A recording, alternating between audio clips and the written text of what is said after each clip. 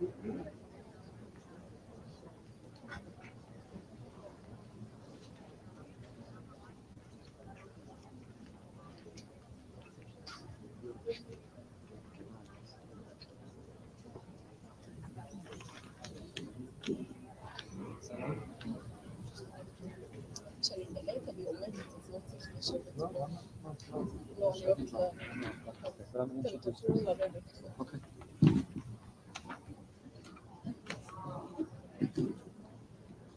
Thank you for your patience, particularly those who are watching online, as we've now transitioned from the part of the day of sitting on the ground into sitting in chairs. It's still very much a day of avelus, of mourning and of grieving, of tears. The theme we've been speaking about, Hazor and Medima, all the tears that have been watering the garden of Mashiach. We long to get to the point of Rina, of being able to celebrate, please God, together. I want to thank the sponsors of this special conversation this afternoon, Lester and Judy Henner, in honor of all the brave soldiers, Andrea Tate, Mike and Abdi Tate, and Eliana and Steve Weisel, the commemoration of the yahrzeit of their beloved parents, Chuck and Sonny Tate as well. Sapir, I know that you've been giving this talk and you've been speaking in the New York area and in many other countries and many other places. It's particularly poignant in Aviv that you're with us today, Tisha B'Av, this day of collective national mourning. The Jewish people, our hearts are torn open. They have been. It's been Tisha B'Av since Simchat Torah. But to be with us for what is a modern kina, we've been saying kinot all morning, lamentations and describing the atrocity and the destruction, the loss of life of all of our history. But they're part of our past. We're living Khurban, we're living still with atrocities today. And we want to thank you for your courage, and for your faith, and for your strength, and for your being outspoken and for willingness to share your story with us. And for you to know how hard we are davening, we are praying for Alexander, Sasha, and Lina Leah, how hard we are davening from the bottom of our hearts that Sasha be released and rejoin you. And please God, we'll welcome you back to South Florida to celebrate that Hazor and Medina Berina Yekzoru together. Aviv is going to share the experience of what it was to wait 55 days as his sister was in captivity. And then Sapir is going to share, after which we'll have a conversation. So, Aviv, please. Whatever's more comfortable.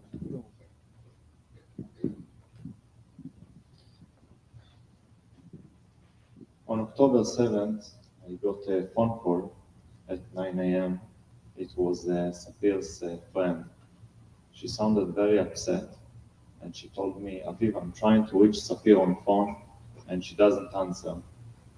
I told her, okay, so what? So call her later. What's the big deal? Is that why you wake me up?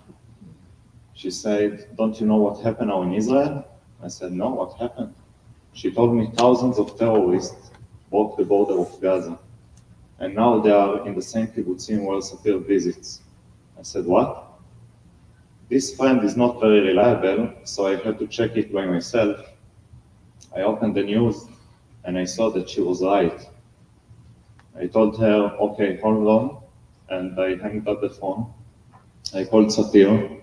She didn't answer. After that, I left some messages. She got them, but she didn't answer them. I called Sasha, her boyfriend. He also didn't answer. I know that they are there to celebrate Simchat Torah with his family in kibbutz Nir Oz, so I wanted to call his parents, but I didn't have the numbers. I opened the Facebook and I looked for friends of Sasha. Maybe one of them had the numbers. One of them gave me, and I called both of them. None of them answered. At that point, I understood that something probably happened because there is no way that four of them don't answer the phone. I drove to my parents' home, and I took some stuff of Sasha and some stuff of Sapir, and I went to the police station. I talked with the officer, and I told him that all of the family of Sasha and Sapir, my sister, are absent. And I gave him the stuff, and I told him to do a DNA check, because maybe they will find something and they will be able to recognize them.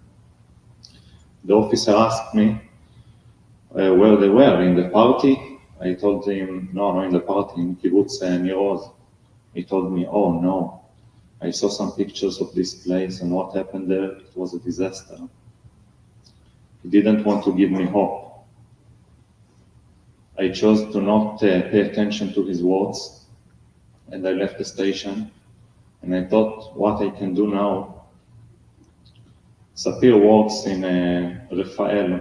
It's an Israeli company, high-tech company, that develops sophisticated weapons for the army, like the Iron Dome. And they also have a cyber department. So I called them and I asked them to locate the phone of Sapir. Maybe it's in Gaza, maybe it's in Israel, and she succeeded to run away. I wanted to know what happened there. They told me they will try. I came back home and I thought, what else I can do? I tried in the Facebook to find anyone who lives in kibbutz near Oz that can tell me something of what happened there. None of the people who lived in Oz answered me. Only few of them, but they were in vacation out of the kibbutz, and they told me they are trying to reach their family in kibbutz near Oz, and they also can't do this. So I understood it's not only my problem, but many people have the same problem. I kept doing this day after day to find someone. It took me a week until I found a lady who told me she was kidnapped together with Sasha's mom. And on the way to Gaza, something happened and she succeeded to run away. She told me that on the way to Gaza, Sasha's mom told her that all of her family were kidnapped separately. That's the first time I know what happened to them. I asked what she said about Sapir. She told me she don't remember. She doesn't remember. So I said, okay, I have to keep checking. A week after, I got a phone call from the army. They told me, Aviv, we have bad news. I asked what happened. They told me they found the body of Sasha's father close to the border of Gaza. He was killed. I didn't know what to do with this information because all of his family are in Gaza, in captivity. So I prefer to shut off my feelings and keep focus my goal to find hints of what happened to Sapir. A week after, I found in the social media, in the Telegram, one of the channel of Hamas. They published a video. In this video, you could see a lady on a bike and one terrorist in front, one terrorist in behind, and they are driving into Gaza. And in Gaza, there are many citizens that are celebrating and trying to hit the lady and throwing things on her. The video was taken from behind, so it wasn't clear who is the lady, but I could see one leg and part of the back, and I could recognize some marks on her body, and I knew it was Sapir. I took this video and I sent it to the army, to the police, to the Shabak, and I told them if they can recognize the terrorist, maybe it will guide them where to find her in Gaza. It was the first time I knew she was kidnapped. After a few days, I got another phone call from the army. They told me, Aviv, we have bad news. I asked what happened now. They told me we succeeded to locate the phone of Sapir, and we found it in Gaza. I said, okay, so what? Is that all? I know she's in Gaza. I gave you the video. They told me, really? At that time, the army was very confused. There was a lot of mess in the army, the police. No one knew about the other. So I understood that I have to do things by myself to increase the chance that she will come back. I thought what I can do. At that time, the Russians talked a lot about releasing their people. I mean, the Israeli hostages who has a Russian passport. And I thought that Sasha has a bigger chance to be released than Sapir. So maybe if they are married and they will release Sasha, they will release Sapir as well. So I wanted somehow to fake their marriage. I know it will be too complicated to do this, but in Israel there is a phrase that's called known in public.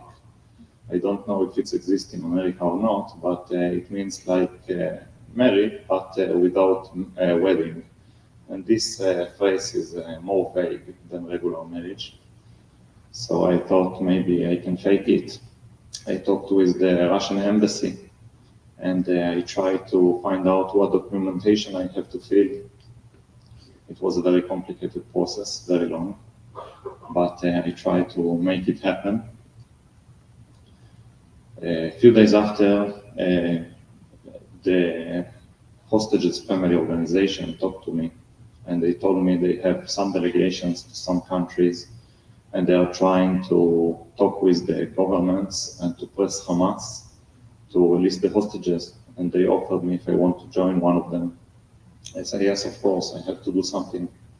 And I joined the delegation to Canada. I talked with the ministers, with the governor.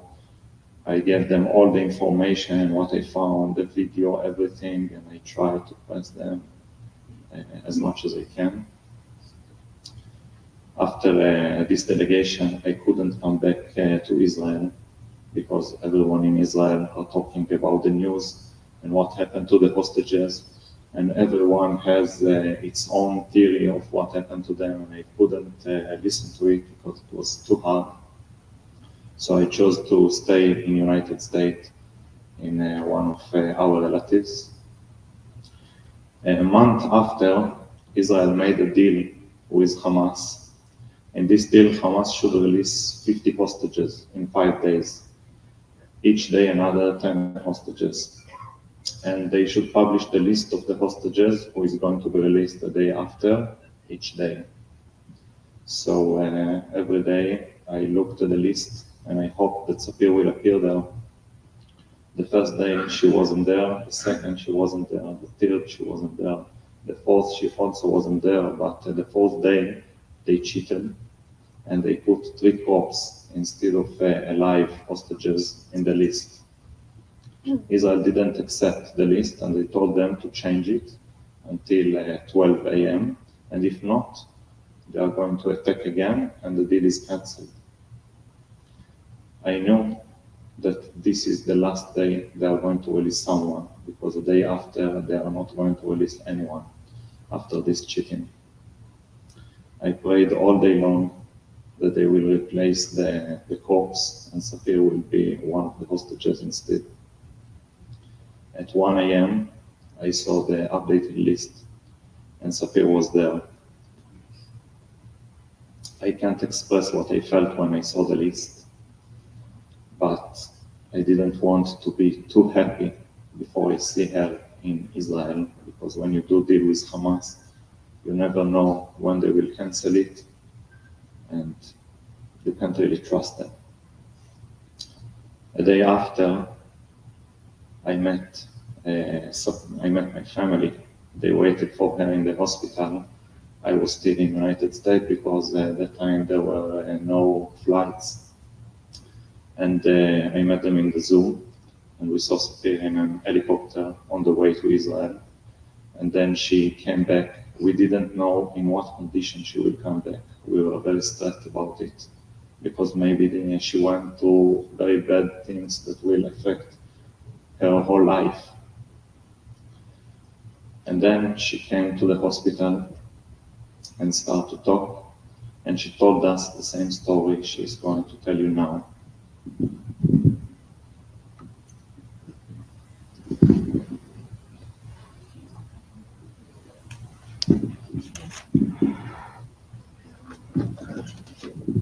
This is a special place for Sasha. Now you can see. Hello everyone. I'm so excited to be here and to meet you. My name is Sapir Cohen. I was 55 days in the captivity. My story begins 6 months before the captivity. I felt that something very bad will happen to me, and I didn't know why I feel like that, because everything in my life was perfect. During the time, I felt that maybe I have a very big illness in my body and I just need to discover it. So I decided to go to many doctors and I did all the possible tests. One of the doctors told me, yes, you have a virus in your body, but it's not dangerous as your feelings. I didn't believe this doctor because my feelings were so bad and so strong. And for the first time in my life, I decided to pray. I was looking for a prayer for complete recovery, and one day a prayer appeared in my Instagram. It was a chapter in Tehillim, and they wrote there that if you read it for 30 days, you will be healthy and miracles will happen to you. So I'm saying it's a great deal. That's what I wanted. From that day, I say the prayer every day, 30 days, and the last day was the October 7th. After 2 weeks, I remember this prayer, and it was very strange because I needed to cancel the law school because I couldn't remember the laws. And now I remember a chapter in Tehillim with very complicated words. On the last week, the kidnapping week, it was the first time that I say the prayer and I'm noticed to the words that I'm saying. And the prayer is not related to medicine, it's related to war, and God saved me from the enemies, and even the word Hamas appeared there, chapter 27. And I'm saying why I pray this, it's not what I wanted. From which war I prayed to be saved. On October 7, I understood the meaning of this prayer. Me and my boyfriend Sasha planned to go to kibbutz Niroz to visit his parents to celebrate Simchat Torah. In that weekend, Sasha doesn't want to go, and it's very surprised me because all the time he told me, Sapir, if I say to my parents that I come, I never cancel because it might hurt my mother. But in that weekend, Sasha say, Sapir, I don't want to go, and I don't know why. But unfortunately, I convinced him, and we arrived to the kibbutz. On Saturday, I woke up at 6 at morning because I heard the rockets. It was like a rain of rockets, very, very strong. And we were in a guest room with no shelter. We couldn't find even 20 seconds of silence to run to the parents' house to enter to the shelter. And I'll say, Sasha, what we can do now? I can't wait to explode here. And I'm saying maybe we can lie down near the wall because it feels more safe. And we lie down maybe an hour of rockets. After an hour, we got a message from his mother. And the message is, there are terrorists in kibbutz Be'eri. Kibbutz Be'eri, it's 10 minutes from Niroz. Sasha entered to the internet and we saw an article, terrorists slaughtering us and the army doesn't come.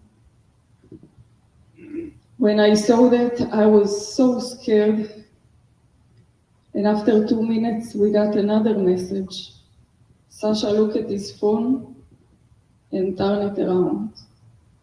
And I knew what the message, but I didn't want to believe, so I asked him, Sasha, tell me what the message. And he told me, no matter what, just be quiet. In that moment, I took a blanket, I put it over myself. I didn't want to see anything. And we hide under the bed because there is no place to hide there.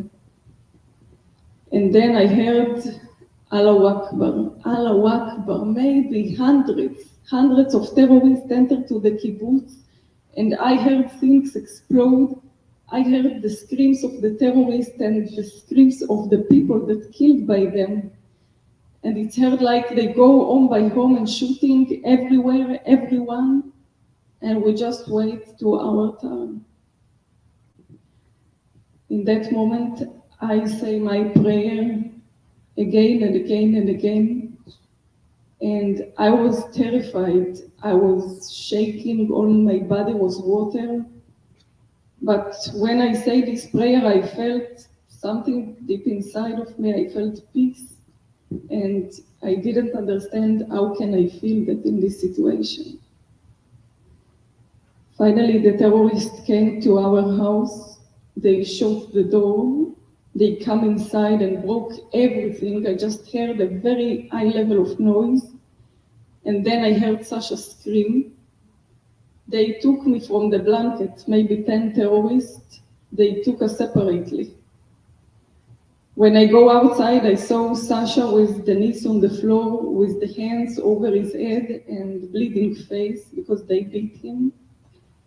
And they put me on a bike with 2 terrorists and took me to Gaza. That was the last moment that I saw Sasha. When I came to Gaza, I saw thousands of people, all the innocent civilians. They are all encouraged the terrorists, they are all come to touch me and to beat me, and they beat me strong that I need to put the hands on my head and I'm saying, God, please save me, I don't want to die here. And finally, the 2 terrorists, they saved me because the main goal in most of the situations is to take you alive. In Gaza, I was 1 month in houses and 1 month in tunnels in hard conditions. But I felt miracles. And I think that one of the biggest miracles that I felt is that I felt that maybe I'm supposed to be there. I was with another hostage, young girl, 16 years old. I met her on the first day. And when I saw her, she was crying and she was terrified.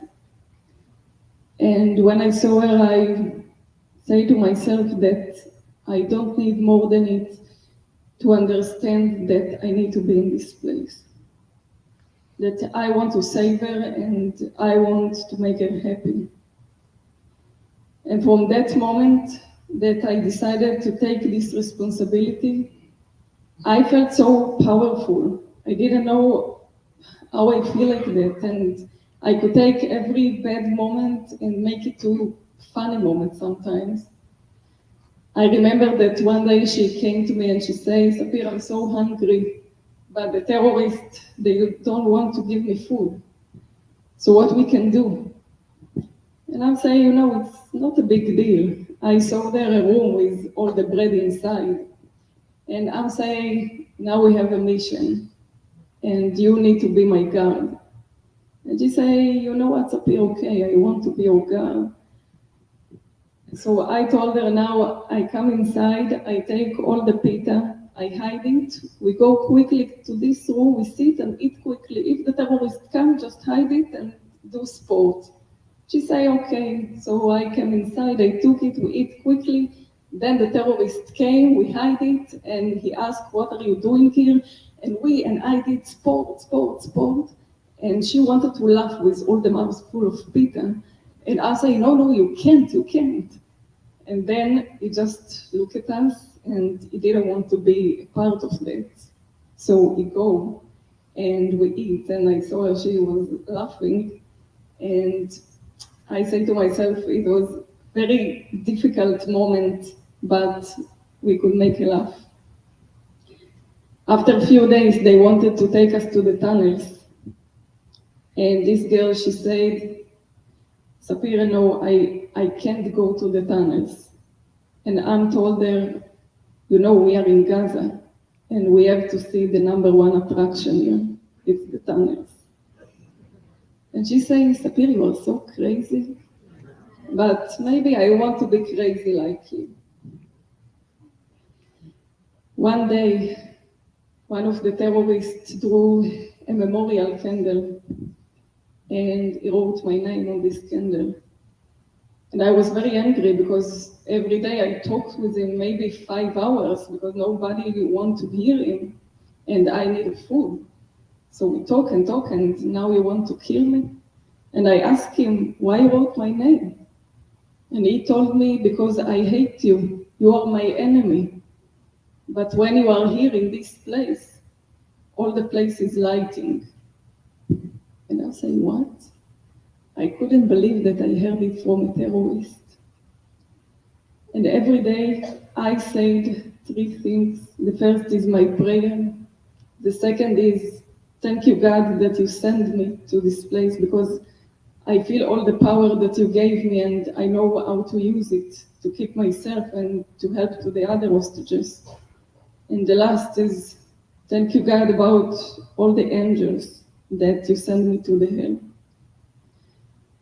And when I came back to Israel, and I saw how many people prayed for me in Israel, all over the world, and I saw how many people decided to be more good people because they believed that this thing will bring me back. I understood that all the angels that I felt, they are not imaginary. But unfortunately, my boyfriend Sasha is still there with another 115 hostages.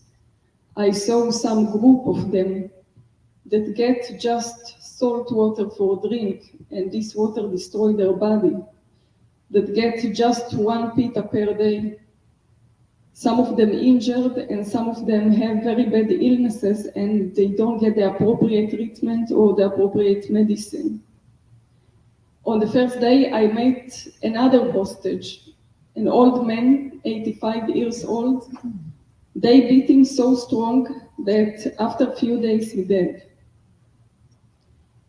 The hostages think every day about their families and they don't even know who's still alive and who killed. And these thoughts kill them every day more and more. The father of Sasha killed and his mother and grandmother kidnapped and released. And this is the time to do everything that we can to bring them home alive. The last thing that I want to share with you, maybe it's the most important one. One day, the terrorist called me to watch TV. And when I watched TV, I saw the kidnap square in Tel Aviv.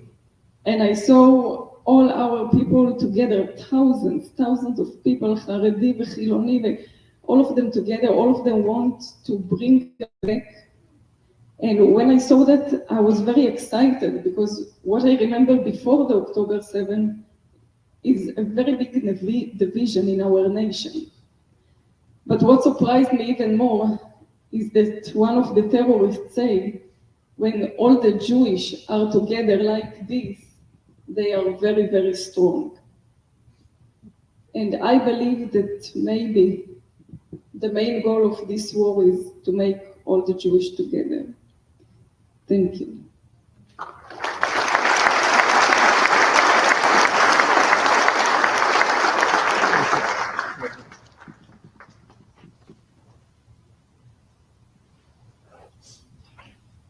As I said, thank you so much to both of you for sharing with us and for reliving these horrific dark moments and for being such a source of light and inspiration. And for us, Tisha B'Av, this is a modern kino. What you're describing is not about something years ago, but with Sasha is something which is very much ongoing. Sapir, I want to ask you, you talk a lot about, you found that prayer, Tehillim Chav Zayin 27, and what it meant and what it means to you. You're still saying it each day? You're still saying it. Where did that come from? Did you grow up with a relationship with Emunah, with Hashem, with faith from your parents? Where did it come from in that moment to dig deep in that place? So I was always a belief person, even that I didn't pray. And my family religious, but they was Chiloni and they Itchazku. And I remember even when I was in Gaza, my mother, she invited every day a group of 15 women to pray for me. And when they came back, when they came to our house, they was crying. And my mother put the music and she said, no, in this house, I want you just to be happy and to send good energies to my daughter. And after that, my picture, the picture of my kidnapping came, and it was very hard to see that. My mother was so sad, and she told me that after a few days, the group came again, and they saw the pictures, and they cried. And she told them, no, you don't understand the pictures. And the picture is that I'm on the bike with the two terrorists. So she said, yes, this is my daughter, but this is a movie, and she's the main role. And the terrorists, they are her bodyguards, and the producer of the movie is God. So everything will be good. So I was optimistic all my life, and I was believed, but maybe it's for my parents, but that was the first time that I decided to pray. I don't know why. Aviv, Sapir is lucky to have you as a brother, and I think that you really represent on Tisha B'Av what it means to be a family. The way we get out of this, as Sapir spoke about, the achdut, to be unified, that we're all brothers and brothers and sisters go to the end of the earth to fight, and don't sleep at night, and turn things over, and fake marriages, and do whatever they need to do in order to take care of one another. And we all need to be brothers and sisters the way Aviv, you were, and you are to Sapir. When you saw that video, that picture of Sapir on the motorcycle with the two terrorists, I've seen it, many have seen it. I'm sure it gave you hope, it meant she's alive, but it also must have been devastating to see their faces, the terrorists, and to see the people around them and pulling into Gaza. What was it like to see that picture for the first time, and how do you feel? And then Sapir, I'll ask you, how do you feel that picture is public? Is it important for the world to see what happened, or is it a sort of violation of your privacy that's not why you should be known, that this picture is something that's out there and it's sort of an iconic picture of this horrific event of October 7th?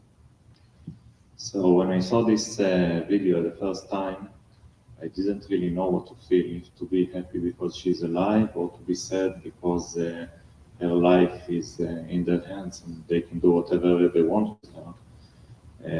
Actually, I was more afraid after I saw this video. If I think that people should see this video, yes, and that's why I showed the ministers in Canada. I think that people should see how are the citizens in Gaza. They are not so innocent like everyone thinks, and the world should know it, even if it's a little damage the privacy. But I think it's worth it. Sapir, what was it like for you to see this picture, this movie, once you came out? I don't know if you've seen it or if you watch it. It must be something so hard to see and to live in. How do you feel about people seeing it? Yes, I saw the picture and the video. When I was on the way to Gaza, I saw that many citizens came to take pictures. And I tried to put my head like this because, and I did a little smile because I wanted that if my mother see that, she will not be too much scared about me. When I came back, most of the times when I go to speak with people, I bring this picture and the video because they need to see. They need to see the citizens, they need to understand what happened, because I think that even when we talk, people can't understand it. It's too much bad to understand what happened. I also came back to kibbutz Liroz to saw the damage, because in October 7 I was in shock. I couldn't see nothing. Even if there was a bodies on the floor, I couldn't see that. And when I came back to the kibbutz, I saw that house in front of me. It was the house of a family, 2 parents and 3 young children. And the Hamas, they burned this house with all the family inside. And I just go from house to house and I heard all the stories. I know that sometimes people say, I don't want to see that because it causes me to nightmare, but it's so important. So I do that because I want to know everything that was there and I want to tell that to the world. In your experience when you were first taken in, you both made the point that this notion of the innocent civilians and innocent victims, that wasn't your experience. They were celebrating and they were partnering with the terrorists themselves. Is that part of when you go speaking, and are you interacting with political leaders and trying to educate them also on this?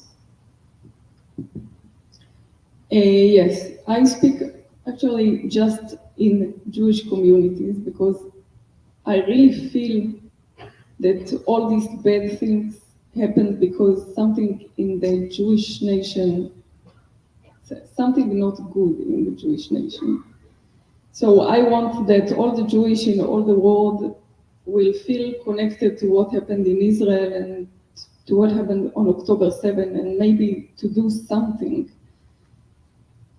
I'm also met with many influence people and I tell them the story. I'm not sure if it's do something or not, but I do everything that I can. You spoke about the importance of Achdut, that even the terrorist who was holding you so hostage square, that when we're together, they feel that we're very, very strong. What are the things that we can and should be doing? How can we have greater Achdut among our people? Like you said, we brought this on. There's something in us that Hashem is allowing this to unfold and to happen. There's something we need to fix and repair. That's what this day, Tisha B'Av, are really all about. So what are the things that we could do to repair and to fix and to be a better people? So there are many things, and some people decide, for example, to pray. They take the names and pray for these hostages, and some people make delegations and come to Israel to be with the injured soldiers and to do something for them. Some people make donations. But I think that maybe before someone wants to do something, you need to feel connected. I remember that one day the rabbi from Arizona came to Israel and I know him, and he said, Sapir, maybe you want to come with me to the hospital to meet all the soldiers. And I say, okay. And we go and we talk with all the injured soldiers, and just after we talk with them, he take their names.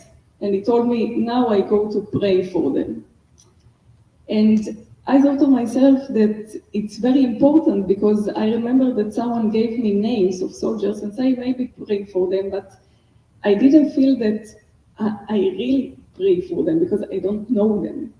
But after we talk and then we take the names, I could do that. So maybe, first of all, people need to find the connections and just after to do something really from their heart and not just to say, okay, we did it. What can you tell us about Sasha as we continue to pray for Alexander Sasha Ben Minaleah? We want to know him better. You asked the wrong man. I didn't know if it was too hard to ask you, Sapir. Of course you can answer. But I thought it'd be easier, maybe.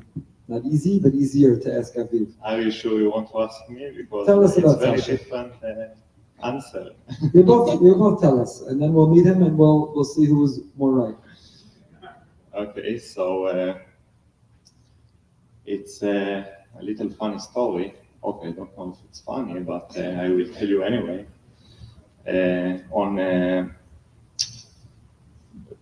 Sasha is a person who really likes to talk. He really, really likes it. Too much. And every Shabbat, when Sapir wanted to invite him to my parents' home, she also called me to come because she couldn't deal with him herself. So she needed the help to share the talking. And many times I came. And on a Thursday, before October 7, she asked me the same, to come because she wanted to bring him. And I told her, Sapir, this time I don't want. I want to be with my peace at home. I don't want it because last time I was there and it's enough for me. And she told me, no, you must come. I told her, no way, I'm not coming this time. She told me, remember this. Now you don't have a sister anymore. Do you know how many times I remember this sentence when she was in Gaza? Because, that's my sister. She's not so pure as you think. So, but except this thing, Sasha is a nice guy. He's, Sapir, tell us, what makes Sasha great? What do you love about Sasha? What are we going to love about Sasha? So Sasha is a very special guy. I dated in the past. I'm not sure the past simple or I'll say that. In the past, I date with many guys, and all the time I say no, this, no, this, no. And when I met Sasha, so first of all, I look at him like this. He's so tall, and I say, wow, Hercules. He's so big guy, and I remember that one time we were in a mall and we saw there a young man just stand there. And Sasha told me, I know that this man is hungry, but he doesn't have money. So I give you and give him because I don't want to scare him. And I gave him the money. And after that, we saw that this man go and bought the food. So Sasha can recognize what people feel and you want to help them. Is also handyman. If someone need to fix something from the friends, they all the time call him and he came to fix it. Sasha also have a traditional, it's very famous in Israel. It's called Coffee for Sasha. Every day at 3 o'clock, people make coffee together and make a picture and tag his Instagram, because it's no matter where Sasha, if it's in the work or in the school, or maybe also in Gaza, I hope, he call all the people around him and he say, now we make coffee together and sit together, and this is how we try to make all the people united. So it's very special for me, and I hope that he will come back and we will marry. Please God, we're winding down. I know some people are here from Mincha, so only a couple of questions left, but could you share with us, if it's not too difficult, where were you and how did you find out that you were going to be released? And I know that you met somebody when you found out that you were going to be released. So, okay, it's very important to people to know. So I met Senwar. Now you know who is Senwar, yes. He came to one of the tunnels that I was, and he said to the young girl, tomorrow you go to your home. And he also said to me, tomorrow you go. But then another terrorist say, no, she's not under 18. He thought that maybe I'm under 18, but I'm 30. So he asked me what I did in the army, and I couldn't say that, but I also didn't remember what I told in the investigation that they do to me. So all my face was red when he asked that. And after a few seconds, he just looked at me and go. One day, 10 minutes before, someone told me, maybe in 10 minutes you go to your home. But it's 90%. But every day they told me the same, so I didn't believe. But after that, I saw someone very familiar. They called him Big Boss, and Israel killed him a few weeks ago. And when I saw him, I understood that, yes, I go back to Israel. And they took me to the hospital in Israel. And then I met all my family. And that was the first time that I knew that Sasha in Gaza. When I met all my family, I felt that I came back like different person. I think that everyone that came back from the captivity is different. And at first it was very complicated to my parents to accept it. They say to Aviv, maybe Sapir can be a little bit crazy. But no, I'm not crazy, I'm just changed. But now they accept it. So I want to ask again, thank you. And I want to ask one last question to you because I think it's really important. I think it's important in general. I think it's particularly important today on Tisha B'Av.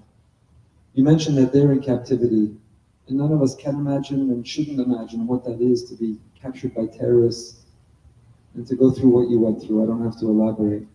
But you made a choice. You decided that you could be free even while you were in captivity. If you choose to show kindness and love and to help that younger person. And that way you really represented we could be in a very dark moment in a dark place and going through a dark time. But we have the free will, we have the choice. Even when the time is not our own, and even when we're being held hostage, you described the role of chesed, of kindness, and of positivity, and of trying to, even when a person is entitled to think only about themselves, to still see another person. Where did you find that courage and that energy, and how important is that, and how can that help all of us, please God, who are not in the same circumstance, but in whatever challenge a person is going through in life, to dig deep. You know, also, I read an interview with you where you talked about when you were young, you were shy. And the idea that now you're a public speaker and speaking in front of hundreds and hundreds of people, maybe thousands of people, is not anything you thought you could do. And when we're tested, when we're pushed into a certain circumstance, it brings out a piece of us we didn't even know we had. So how did this whole experience, you became a public speaker, you became a social worker, you became a person who did chesed, you chose to make of this circumstance to the best that you could. How did you do that, and could you share a little bit of how important that is for us? So I remember when, on the first day in the captivity, I just thought to myself, why it's happened to me. And I just thought maybe if I listen to Sasha that he doesn't want to go there, or maybe if I could hide in a different place, maybe, and it's just explode my head. And then I said to myself that I'm a belief person, and if God decided to send me to this place, there is a reason for that. And I felt that maybe all the time, all the 6 months that I felt that something very bad will happen to me, it happened because I felt that all my life I didn't do something with meaning. And I'm saying to myself that this is the time to do the most important thing that I can do in my life, to keep this girl. When I decided to do that, I just put all my problems on the side and I focus on the girl, on her problems. It saved me, it saved my soul. That's what I felt. And I'm just all the day thought, what I can say to the terrorist, and I just saw it like a game. How can I win this game for me and for her? So I was very shy before, that's right, and I couldn't speak in front of an audience. When I came back, I felt that maybe because I experienced the most bad thing, and I was so scared, and I was terrified, and after that, it's no matter, I can do everything. And I feel that I can say this story in front of many people because maybe this is what I'm supposed to do. You mentioned you met President Trump? Yes, I spoke in a Trump event. It was also a Jewish community, very influenced people. And I'm also a Safe Shabbat. I decided it on October 7 when the terrorists when they broke our door. I say, God, I will save Shabbat, I will save Shabbat. I don't know why, but yes, so now I'm safe. But I want to be honest. So on the way to Gaza, when all the people came to beat me and say, God, אני אחזור בתשובה. And then I'll say, no, I'm not. So if you want to kill me, kill me. So now I just say Shabbat. It's not just, but yeah. Shabbat is everything. Shabbat is the Makor Bracha. Makor Bracha. Aviv Sapir, thank you so much for being with us. Thank you for being you. We join with your family, and we join with the whole Jewish world in thanking Hashem Sapir that you're home. And we pray with the whole Jewish world. We pray from the bottom of our heart for Sasha, Alexander, Sasha, Benina, Leah, and all of the hostages. They should be able to come home, and please God, we should celebrate your wedding and welcome you back for your honeymoon. Or better yet, to see you there together in Yerushalayim HaPniyah. Thank you so, so much.